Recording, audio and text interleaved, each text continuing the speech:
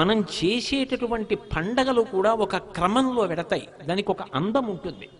ఇప్పుడు మనం భూ సంబంధమైనటువంటి పండగ చేస్తాం, ఉపాసన సంబంధమైన పండగ చేస్తాం. భోగి, సంక్రాంతి, కనుమ అని 3 పండగలు వస్తాయి. నిజానికి పండగ అంటే దాని అర్థం ఏదో పిండి వంటలు చేసుకు తినడం తప్పని కాదు, కొత్త బట్టలు కట్టుకోవడం తప్పని అసలు కాదు. కానీ దాని యొక్క యథార్థమైన విశేషాన్ని తెలుసుకుంటే అబ్బా, ఇంత పవిత్ర హృదయంతో వీటిని పెట్టారా అనిపిస్తుంది. భోగి అన్న మాటకు అర్థం ఏమిటంటే భోగం అనుభవించేటటువంటి రోజు అని. ఈ ఋతువులో సాధారణంగా ఏమవుతుందంటే పౌష్యలక్ష్మి అంటారు ఈ పుష్యమాసంలో. ఈ పౌష్యలక్ష్మి ఇంటికి వస్తుంది. పూర్వం ఇన్ని రకాలైనటువంటి ఉద్యోగాలు అవి లేవు, ఎక్కువ మంది వ్యవసాయం మీద ఆధారపడేవారు. ఆరుగాలం కష్టపడినటువంటి వ్యవసాయదారుడు పంట కోసి ఇంటికి తెచ్చుకున్న తర్వాత ఎంత సంతోషాన్ని పొందుతాడో, ఆ గాదెల నిండా ధాన్యాన్ని చూసుకుని పరమ సంతోషపడితే ఆ ధాన్యం సమస్త ప్రాణికోటి తిని కడుపు నిండితే చక్కగా వృద్ధిలోకి వచ్చి అందరూ శాంతియుతంగా ఉంటారు. ఆకలి కేకలు ఉన్న చోట మీరు ఏ ధర్మ ప్రవచనం చెప్పినా ఎవడూ వినడు. ఆకలి కేకలు ఉన్న చోట శాంతి పాటించమంటే సాధ్యం కాదు. శాంతికి మొదటి కారణం ఏది అంటే అందరి కడుపు నిండాలి.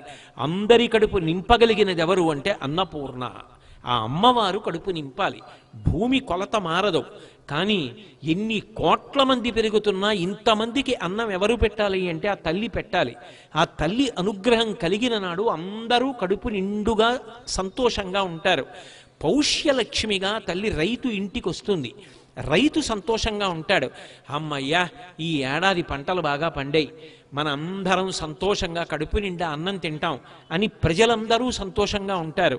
గడ్డి కావలసినంత లభిస్తుందని చెప్పి పశువులన్నీ సంతోషంగా ఉంటాయి. అందరూ భోగమనుభవించేటటువంటి తరుణము కాబట్టి భోగి. బాహ్యంలో ఇంత కష్టపడిన రైతు విశ్రాంతి తీసుకునేటటువంటి సమయం. అమ్మయ్య, పంట ఇంటికి వచ్చిందని పరమ సంతోషంతో విశ్రాంతి తీసుకొని మానసికమైన ఆనందాన్ని పొందడానికి వెడతాడు. అందుకే భోగినాడు చేసేటటువంటి సంతోషానికి ఆనంద గోవిందము అని పిలిచింది శాస్త్రం. ఆనంద గోవిందము అన్న మాటకు అర్థం ఏమిటంటే బలిచక్రవర్తిని ఆ రోజునే భూమిలోకి తొక్కేశాడు మహానుభావుడైనటువంటి శ్రీ మహావిష్ణువు అని. ఎందుకంత భక్తుడైనటువంటి ఆ బలిచక్రవర్తిని భూమిలోకి తొక్కేయడం అంటే అహంకారముతో ఉన్నాడు కాబట్టి తొక్కేశాడు, కానీ పాడు చెయ్యలేదు.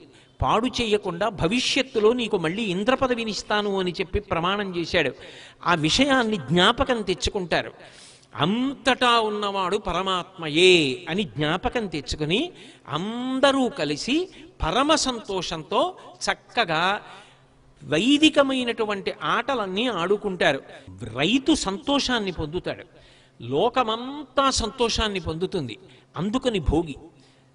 అదొక్కటే కాదు, దక్షిణాయనం అంతా ఉపాసన కాలం. మీరు చూడండి, ఎప్పుడైనా సరే పండగకి తిథి ఉంటుంది. భీష్మేకాదశి అన్నాను అనుకోండి, మాఘమాసంలో ఏకాదశి. కృష్ణాష్టమి అన్నాను అనుకోండి, శ్రావణ బహుళ అష్టమి. మహాశివరాత్రి అన్నాను అనుకోండి, మాఘమాసంలో వచ్చేటటువంటి కృష్ణపక్ష చతుర్దశి అర్ధరాత్రికి పరివ్యాప్తమై ఉండాలి. ఉంటే మహాశివరాత్రి. ఏదో శ్రీరామనవమి అన్నాను అనుకోండి, చైత్రమాస శుక్లపక్ష నవమి. తిథి ఉంటుంది, పండగ తిథి కలిసి ఉంటాయి.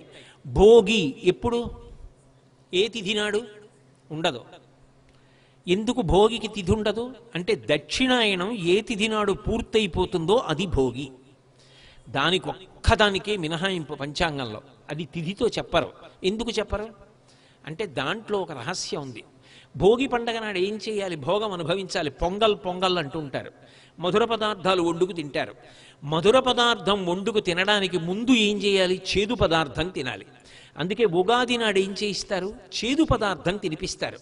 కష్టపడడం చేదుగా ఉంటుంది, ఒంటికి చెమట పట్టేటట్టుగా ప్రవర్తించడం చేదుగా ఉంటుంది, తనకున్నది త్యాగం చేయడం చేదుగా ఉంటుంది. ఎవరికైనా ఏదైనా కాస్త సౌకర్యం చెయ్యాలంటే చేదుగా ఉంటుంది. తాను స్వార్థం అనుభవించాలంటే తీయగా ఉంటుంది. కష్టపడడం చేదుగా ఉంటుంది. చేదు ప్రయత్నపూర్వకంగా తిను. అంటే కష్టపడడాన్ని జీవితంలో అలవాటు చేసుకో. కష్టపడి బ్రతకడం అలవాటు చేసుకో. నువ్వు ఆరుగాలం కష్టపడ్డ తర్వాత పంట ఇంటికి వచ్చిన తర్వాత పొంగల్ పాయసం తిను. అక్కడ మొదలుపెట్టిన చేదు ఇక్కడ మధుర పదార్థంతో పూర్తవ్వాలి. కష్టపడకుండా మధుర పదార్థం తినే అర్హత నీకు లేదు. అందుకని ఉగాది నాడు చేదు తిను, పొంగల్ నాడు భోగి పండగ నాడు మధుర పదార్థం తిను. దక్షిణాయనం చిట్ట చివరి రోజు భోగి పండగ. దక్షిణాయనం అంతా ఏమిటి? ఉపాసన కాలం. దక్షిణాయనం వచ్చిందనుకోండి, ప్రకృతి ప్రతిబంధకాన్ని ఇస్తుంది. దానికి మాసం కానీ, దానికి రోజు కానీ, దానికి తిథి కానీ ఉండవు. దక్షిణాయనం ఏ రోజున పూర్తయిపోతుందో అది భోగి పండగ. ఎందుకు అలా చెప్తారు అంటే, దక్షిణాయనం అంతా ఉపాసన చెయ్యాలి. భగవంతుని యొక్క అనుగ్రహము కలిగి ఆయన యొక్క దర్శనం అవుతుంది. ఆ భోగి జీవితంలో ఒక్కరోజైనా పొందగలిగిన వాడు ఎవరుంటాడో వాడు భోగం అనుభవించినవాడు. అందుకని భోగి పండగ అన్నది వచ్చింది ఉపాసన రీత్యా. ఉపాసన అంటే మీరు ఒకటి గుర్తుపెట్టుకోవాలి. ఉపాసన అంటే ఏమిటంటే, ఉప అంటే దగ్గరగా, ఆసన అంటే కూర్చుండుట. దగ్గరగా కూర్చుండుట అన్న మాటకు అర్థం ఏదో భగవంతుడి మూర్తి పెట్టుకుని దగ్గరగా కూర్చోమ్మని కాదు, మనసు లోపల దగ్గరగా ఉండుట, అది ఉపాసన. అలా ఉపాసన చెయ్యగా చెయ్యగా చెయ్యగా పరమాత్మ సంతోషిస్తాడు. సంతోషించి ఆయన అనుగ్రహము ఏ రోజున పొందుతావో అది భోగి. అందుకే భోగికి ఏం చేస్తారో తెలుసా? భోగికి ముందున్నటువంటి నెల రోజులు కూడా కన్నెపిల్లలందరితోటి కూడా గొబ్బెమ్మల్ని చేయిస్తారు. గొబ్బెమ్మ అన్న మాటకు అర్థం ఏమిటంటే లక్ష్మి యొక్క ఉపాసన అని అర్థం. వాళ్ళు చిన్నపిల్లలు కాబట్టి వాళ్ళు పెద్ద పెద్ద శాస్త్రాలతో చేయడం సాధ్యం కాదు కాబట్టి ఆవు పేడతోటి ముద్దలు చేయిస్తారు. ఎందుకు ఆవు పేడతో చేయించడం అంటే, మహాభారతం అనుశాసనిక పర్వంలో ఈ విషయం గురించి మాట్లాడతారు, లక్ష్మీ స్థానం గురించి. లక్ష్మి గోవుల దగ్గరికి వెళ్ళి అడిగింది, మిమ్మల్ని అందరూ పూజిస్తారు, నాకు మీలో స్థానం ఇవ్వండి అని అడిగింది. గోవులన్నాయి, నువ్వు చించిల లక్ష్మివి, వెళ్ళిపోతూ ఉంటావు, మా దగ్గర వద్దన్నాయి. అంటే ఆవిడంది, నేను వెళ్ళిపోవడంలోనే ధర్మం నిలబడుతుంది, అధర్మం ఉన్నవాడి దగ్గర ఉండకూడదు, వెళ్ళిపోవాలి, ధర్మం ఉన్నవాడి దగ్గరికి వెళుతూ ఉండాలి, అప్పుడే లోకంలో ప్రయోజనం సిద్ధిస్తుంది, నన్ను వెళ్ళొద్దంటే ఎలా అంది. అంటే అవన్నాయి, అయితే మా మల విసర్జన స్థానమునందు నువ్వు ఉండు, మేము విడిచిపెట్టిన మలమునందు నువ్వు ఉండన్నాయి. అందుకే ఇప్పటికీ చూడండి, 84 లక్షల జీవరాశులలో ఏ జీవి విడిచిపెట్టిన మలమూత్రములైనా దుర్గంధభూయిష్టములు, ఒక్క ఆవు యొక్క మలమూత్రములు సుగంధభరితములు. గోశాలలోకి వెళ్ళి చూడండి, సువాసన వస్తుంది. పైగా అది లక్ష్మీ స్థానం, ఆవు పేడ యందు లక్ష్మి ఉంటుంది. అందుకని ఆడపిల్లతో ఆ గొబ్బిళ్ళు పెట్టిస్తారు. ఎందుకు పెట్టిస్తారు అంటే, ఆడపిల్ల ఎందుకండి మగపిల్లవాడితో ఎందుకు పెట్టించరు అంటారేమో. మగపిల్లవాడు ఒకవైపు తరం ఉన్నటువంటి వంశాన్ని మాత్రమే తరింపచేస్తాడు, ఆడపిల్ల 2 వంశాలని తరింప చెయ్యగలిగిన శక్తితో ఉంటుంది. ఈ కాలమునందు లక్ష్మీదేవి అనుగ్రహం కలిగే సమయం కాబట్టి ఆవు పేడతో గొబ్బెమ్మలు చేయించి బంతిపూలు పెట్టించి ప్రదక్షిణం చేయిస్తూ గొబ్బెమ్మల మీద పాటలు పాడతారు.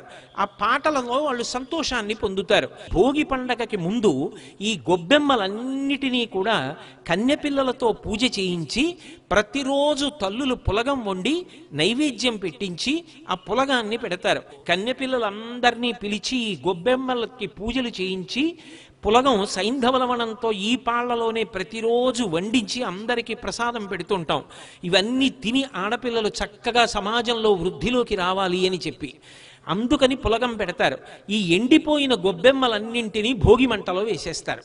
ఎందుకు వేసేయాలి అంటే, శ్రియమిచ్చేత్ హుతాశన, మంచి ఆలోచనలను, ధార్మికమైన అభివృద్ధిని అగ్నిహోత్రుడిస్తాడు. ఆ అగ్ని ద్వారా ప్రతి ఇల్లు కూడా వృద్ధిలోకి వచ్చి అందరూ సంతోషంగా ఉండాలి. అందరూ సంతోషంగా ఉండడానికి తృప్తి ఉండాలి. భర్తని ధర్మపదంలో ఉంచగలిగినటువంటి పరమశక్తివంతురాలు భార్య. అందుకే అటువంటి స్త్రీని కాపాడుకోవడానికి ఈ కాలమునందు గొబ్బెమ్మలతో ఉపాసన చేయిస్తారు. ఇక మీతో నేను మనవి చేశాను, ఆనంద గోవిందం భోగి మంటలు వేస్తారు. భోగి మంటలు అంటే దానికి అర్థం ఏమిటంటే, ఉండాలి కోరికలు, ఏ కోరికలు ఉండాలి, అవసరములు కోరికలు కావు. అందుకని భోగి మంటలు వేసి కామాన్ని కాలుస్తారు. కాల్చి నాకు ఈశ్వర కామము కావాలి, భగవద్భక్తి కావాలని అడుగుతారు. ఇక పసిపిల్లలు ఉంటారు. పసిపిల్లలు ఏ ఉపాసన చేస్తారు? వాడిని గొబ్బెమ్మని చేయమంటే మాత్రం వాడు ఏం చేస్తాడు? వాళ్ళు కూడా భోగం అనుభవించాలి. ఎందుకని? వాడు కడుపు నిండా పాలు తాగాలి, వాడు ఆరోగ్యంగా ఉండాలి. కొద్దిగా చలిగా లేస్తే వాడికి ముక్కు కారిపోతుంటే కొద్దిగా ఎండ కాస్తే వాడు సొక్కిపోయి వాడు బాధపడి ఏడుస్తుంటే ఎలా? వాడికి పీడ పోవడం అన్న మాటకు అర్థం ఏమిటంటే వైదికమైనటువంటి సుఖాన్ని అనుభవించగలిగిన శక్తి వాడికి ఉండాలి. వెయ్యవలసిన ఆకలి వెయ్యాలి, తిన్నది తాగినది జీర్ణము కావాలి. అలా ఉండాలి అంటే పీడ పోవాలి. పీడ ఎందుకు వస్తుంది? గత జన్మలలో చేసిన పాపము పీడగా వస్తుంది. ఆ పీడ పోగొట్టడానికి శాస్త్రము ఒక ఉపదేశం చేసింది. చెరుకు ముక్క, రేగుపండు, పైసలు ఈ మూడిటిని కలిపి భోగి పీడ పోవడం కోసం చిన్నపిల్లల్ని కూర్చోపెట్టి దిగదుడుపు తీసి తలమించి కిందకి వదిలేస్తారు. వదిలేస్తే భోగి పీడ తొలగిపోయి వాళ్ళు భోగం అనుభవించడానికి కావలసిన శక్తిని పొందుతారు. ఒక్కొక్క దాని వల్ల ఒక్కొక్క ప్రయోజనం ఉంటుంది. అది ఉంటుందా అంటే అన్నీ కొన్నిసార్లు అనుభవము చేత తెలిసేవి కావు, కానీ నమ్మకం చేత పెడతాయి. భూమి తిరుగుతోంది, నేను చూశానా? కానీ శాస్త్రములు చెప్తున్నాయి, శాస్త్రవేత్తలు చెప్తున్నారు, నమ్ముతున్నాను. అంతేగాని భూమి తిరగడం నేను చూడలేదండి అందుకని నేను నమ్మనండి అంటే మానే. నువ్వు నమ్మలేదు కాబట్టి భూమి తిరగడం మానేస్తుందా? నువ్వు నమ్మితే భూమి తిరుగుతుందా? నీ నమ్మకం అనేటటువంటి దానితో సంబంధం కాదు. కొన్ని శాస్త్రాన్ని ప్రమాణం చేసుకొని నమ్మడం కర్తవ్యం. తస్మాత్ శాస్త్రం ప్రమాణంతే కార్యాకార్యం వ్యవస్థితౌ. అందుకని భోగిపీడ తొలగించడానికి ఆ పైసలు, చెరుకు ముక్కలు, దానితో పాటుగా రేగుపళ్ళు ఈ మూడిటిని విడిచిపెడతారు. అన్ని విధాలుగాను మనుష్యులు అభ్యున్నతిని పొందడానికి కావలసినటువంటి దాన్ని ముప్పేటగా తీసుకువెళ్ళేటటువంటి పండగ కాబట్టి దానికి భోగి అని పేరొచ్చింది. నీవు చేసుకున్న పండగ వలన నువ్వు వృద్ధిలోకి రావాలి, నీ చుట్టూ ఉన్న వాళ్ళు వృద్ధిలోకి రావాలి, సమాజం వృద్ధిలోకి రావాలి.